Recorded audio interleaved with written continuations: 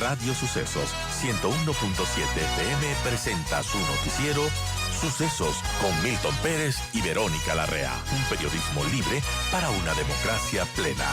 Los hechos y las opiniones de los sucesos que marcan nuestro tiempo.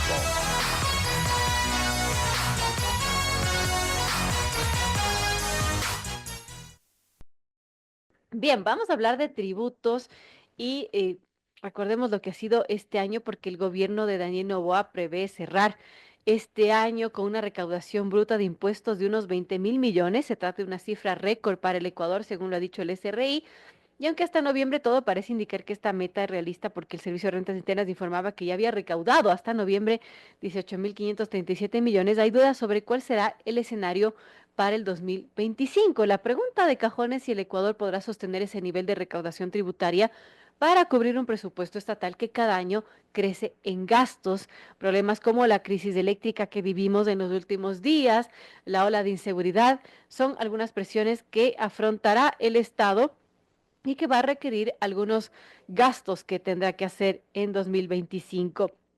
Ya aunque la recaudación tributaria en este año que cierra aumentó en buena parte porque el gobierno subió del 12 al 15% el IVA, también implementó otras medidas tributarias que fueron temporales, que ayudaron a alcanzar esta cifra récord hasta este día. Pero es precisamente por eso que la meta para el próximo año plantea dudas, ya que en este 2025 el gobierno ya no va a contar con los ingresos que dejaron algunas de estas medidas temporales, como, bueno, una devolución de impuestos, la retención de impuestos, em, algunas que ya dejarán de estar vigentes. Por ejemplo, está la condonación o remisión tributaria que entre enero y julio de este año dejó a las arcas fiscales 556 millones.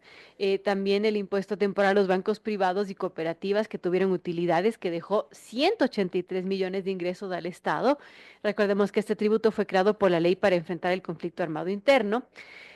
Pero además, la alta recaudación de este año se explica por una dinámica relacionada con el impuesto a la renta que ya no se va a repetir en este 2025. En todo caso, hay dudas de lo que podrá pasar en este año que viene y recordemos que también, bueno, está ese tema del FMI y qué se podría esperar, ya que el gobierno de Noboa se comprometió con el Fondo Monetario Internacional a aumentar casi 900 millones de dólares la recaudación de impuestos para el próximo año. ¿Cómo lo va a hacer?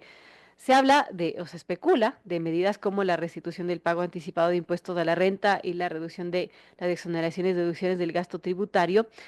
¿Qué podría hacer para este nuevo año que viene si es que no va a contar con algunos impuestos temporales? ¿Se podría esperar más impuestos, aunque el gobierno lo ha negado?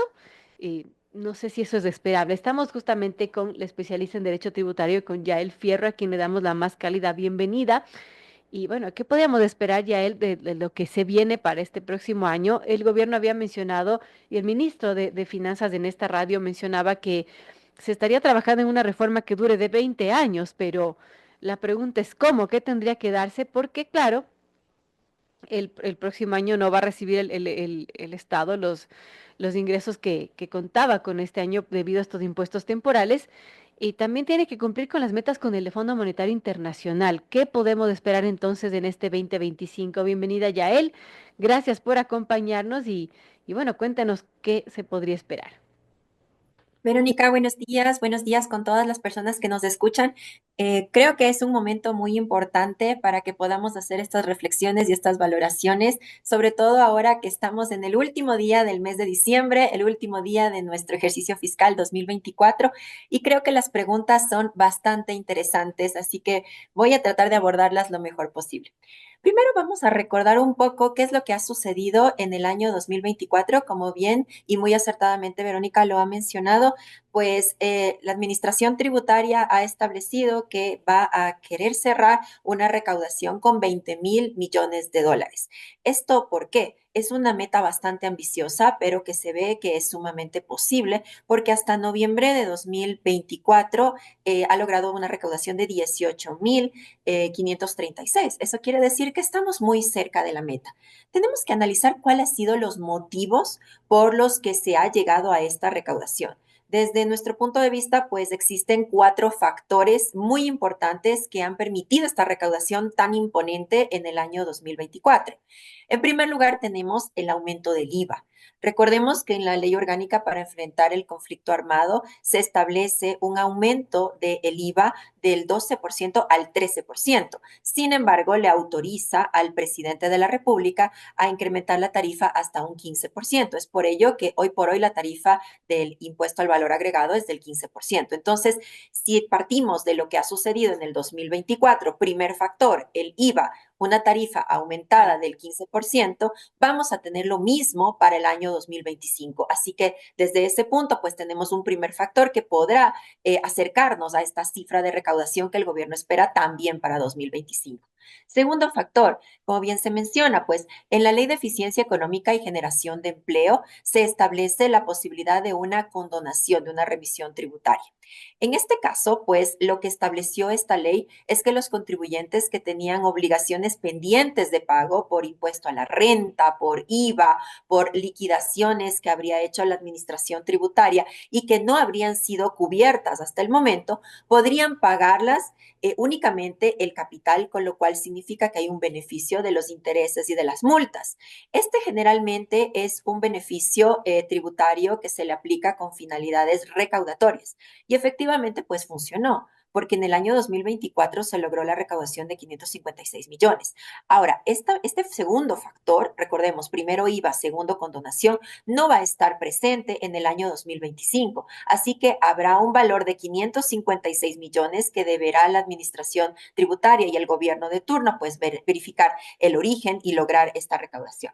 Un tercer factor es las contribuciones temporales, sobre todo la contribución temporal a los bancos y a las cooperativas que se estableció en la ley para enfrentar el conflicto armado. Recordemos que para esta contribución se estableció que aquellos bancos que superaban un monto de ingresos de $1 millón iban a aplicar una tablita en la que se aplicaba un 5%, por ejemplo, de contribución. Y la tabla era progresiva. Si en cambio iba de 5 millones a 10 millones, iba a aplicar un 10% hasta llegar a un máximo de $100 millones, donde se iba a aplicar el 25%. De De acuerdo. esto, recordemos que es una contribución temporal y esta se estableció con una naturaleza única. Significa que el próximo año no vamos a tener esta contribución, así que este tercer factor no lo vamos a tener. Ahora bien, también tenemos el impuesto a la renta. Es un factor que sí lo vamos a tener en el año 2025 y que me voy a permitir un par de minutos para explicarlo. En el Adelante. año 2000, sí, gracias, Verónica. Y es un tema que realmente creo que es muy importante entenderlo porque en Así el es. año 2024 se dio un tema muy especial respecto del impuesto a la renta. Hubo la confluencia de la recaudación del impuesto a la renta 2024 y también del 2025. ¿Por qué? Porque las sociedades siempre realizan su declaración y pago del impuesto a la renta en el mes de abril del siguiente ejercicio fiscal. Es decir, ¿qué pasó en el año 2024? En el año 2024, todas las empresas en el mes de abril realizaron su declaración y pago del impuesto a la renta del ejercicio fiscal inmediato anterior, que es lo normal. Sin embargo, a partir del mes de julio, por disposición justamente de la Ley de Eficiencia y Generación de Empleo, se creó la figura de autorretención. Ujú. Eso quiere decir que ciertos contribuyentes, que son denominados contribuyentes, grandes contribuyentes, tenían una tarifa específica fijada por la Administración Tributaria para pagar de manera mensual una porción, un porcentaje de los ingresos que iban recibiendo mensualmente. Pero esta autorretención debemos considerarla cuál es la naturaleza. Significa que es un pago anticipado del año 2025, porque lo que va a suceder es que en el año 2025, en abril, cuando yo tenga como gran contribuyente que hacer mi declaración de impuesto a la renta, yo voy a verificar todos los ingresos que tuve en el 2024, pero voy a restar como crédito tributario lo que ya pagué de autorretención. Es decir, la recaudación se va a ver mermada, va a ser inferior a lo que fue en el año 2024. Fíjense ustedes que en el año 2024 hubo esta confluencia de recaudación del impuesto a la renta del año anterior y del año siguiente. Hubo del 2023 que se pagó en abril, del 2024 y también las autorretenciones, que es un anticipo del 2025. Entonces, eso fue algo muy importante para que pueda existir un aumento en la recaudación. Dicho esto, pues podemos analizar que de los cuatro factores mencionados, IVA, remisión, la contribución única y temporal para el sector financiero y el aumento del impuesto a la renta por autorretención, va a existir para el siguiente año únicamente el Claro. IVA y el tema de la autorretención. ¿Cómo va a suplir el gobierno todo eso que no le va a entrar? Correcto. Debemos analizar que la sumatoria de estos factores que no han sido considerados, más o menos me da un total de 2.323 millones de dólares. Entonces, es por ello que se debe considerar algunas medidas que el gobierno debe analizar. Sin embargo, antes de abordar las medidas, sí me gustaría analizar un tema importante. Existen todavía la contribución temporal a la seguridad que se creó con la ley para prevenir el conflicto armado, que establece una contribución temporal para todas las empresas y menciona, pues esto fue en el gobierno de Daniel Noboa, recordemos que esta contribución aplica para el año 2024 y para el 2025. Entonces, para el año 2025 ya tenemos asegurado una recaudación que se deriva de la contribución temporal a la seguridad. ¿En qué consiste esta contribución? Es un 3,25 de los ingresos que las sociedades generaron en el 2022. Entonces, por un punto, pues ya tenemos asegurado este valor. Ahora bien, vamos a abordar cuáles son las medidas que se prevén para el futuro y que ya se pueden revisar en este momento. En primer lugar, tenemos una fuente recaudatoria muy importante que ha nacido a raíz de una derogatoria, de una declaratoria de inconstitucionalidad que dio la Corte Constitucional. Y es precisamente que desde el año 2025 va a existir un ISD del 2,5 para las materias primas que sean importadas y que estén en un listado oficial que el Ministerio de Finanzas ya lo emitió en días pasados. ¿En qué consiste este tema? Para hacer un análisis del tema del ISD, debemos recordar que el ISD es un impuesto que nace en el 2007 y que determina un beneficio para los importadores de materias primas, bienes de capital, que tienen por objeto realizar la importación de estos productos para la industria local, para crear productos y servicios nacionales. Es por ello que gozaban de una protección. ¿Y cuál era la protección desde el año 2007? Que se les devuelva todo el ISD que ellos pagaban, se les devolvía. Posteriormente hubo una transformación y justo la ley de fomento ambiental establece que además de la devolución es posible que lo usen como crédito tributario. Eso quiere decir que pueden utilizarlo para el pago de impuesto a la renta.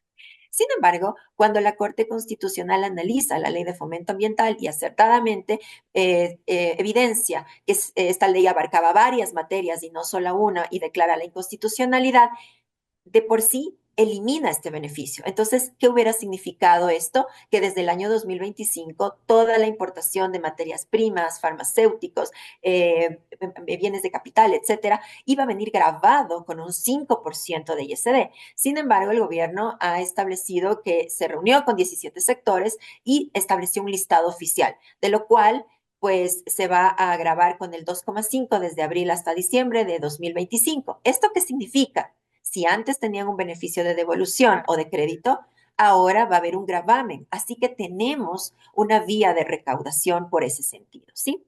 Otro tema importante, como ya lo había mencionado, es justo la contribución temporal a la seguridad, que es un tema que sí vamos a tener en el año 2025 y que viene derivada de la ley para evitar el conflicto armado.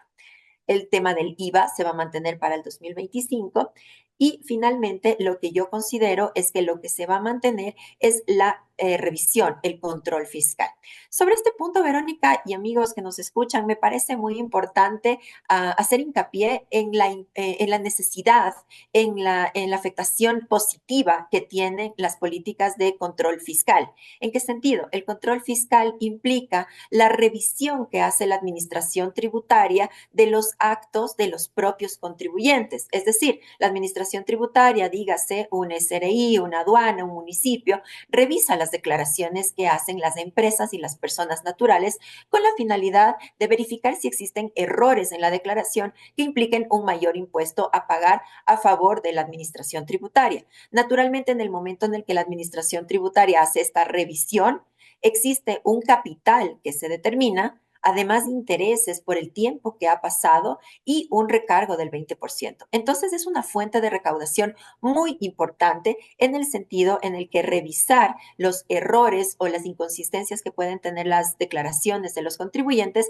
es de suma relevancia. Un caso muy importante que me parece interesante recordar es que la administración tributaria desde hace un par de años ha venido volcándose a la revisión de personas naturales. Por ejemplo, emprendió algunas campañas para el caso en los que las personas naturales, ya sea por desconocimiento o por políticas agresivas de planificación tributaria, no declaraban sus impuestos o sus ingresos como un ingreso grabado, lo cual significa que no pagaban impuesto a la renta. Un ejemplo de esto es el tema de Airbnb, en el que se hizo una campaña, se regularizó y ahora pues las personas que realizan este servicio están catastrados en el RUC y declaran sus impuestos. Otro caso fue el tema de influencers, así como también de los médicos, porque recordemos que el tema de servicios médicos tiene una tarifa de IVA del 0%.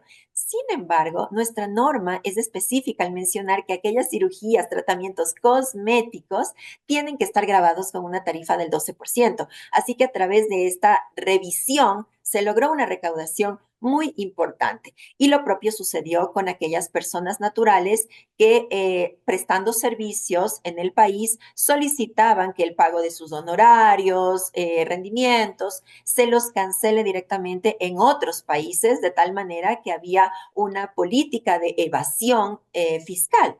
Entonces, al realizar estos convenios de intercambio de información con diferentes administraciones tributarias, 196 países, pues la administración tributaria pudo identificar cuáles contribuyentes habrían estado incurriendo en estas prácticas y logró cifras importantes de recaudación. Entonces, a mí me parece que las medidas que deben ser tomadas para un 2025 para asegurar la recaudación de 2.000 millones, que es lo que se necesita para acercarnos a la meta, es precisamente fortalecer estas medidas de control tributario, enfocados a personas naturales y personas jurídicas.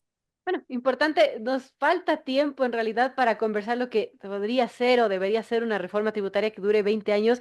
Vamos a conversarlo sin duda en el 2025, que tal vez tendremos más luces de a dónde podría ir esta reforma, ¿no? Que mencionaba el ministro de Finanzas. En todo caso, yo quiero agradecerle a Yael Fierro, especialista en Derecho Tributario, por ilustrarnos un poco del tema que es engorroso para algunos, que es difícil y bueno, que lo ha hecho muy bien, Yael. Gracias por acompañarnos en este día y que tenga un excelente nuevo año.